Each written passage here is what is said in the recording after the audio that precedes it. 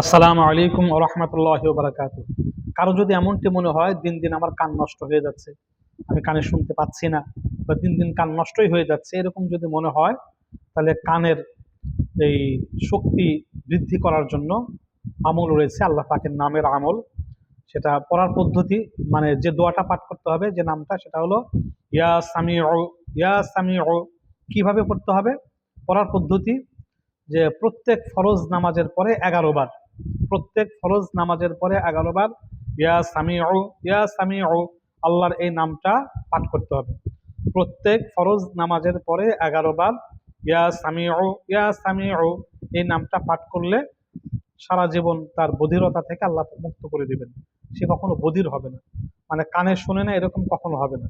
এই জন্য যাদের কানে কম শোনা রোগ আছে, বা কানে আস্তে আস্তে কম শুনতে পাচ্ছেন, অনেক বয়স্ক বৃদ্ধ বা অনেক আত্মীয় স্বজন আমাদের রয়েছে যারা কানে কম শোনে বা কানে দিন দিন কম শুনতে পাচ্ছে, তাদেরকে আমলটা আমরা শিখিয়ে দেব।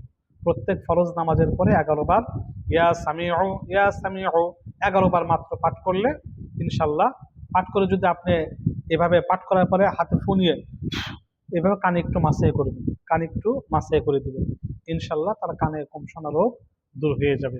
আমিন।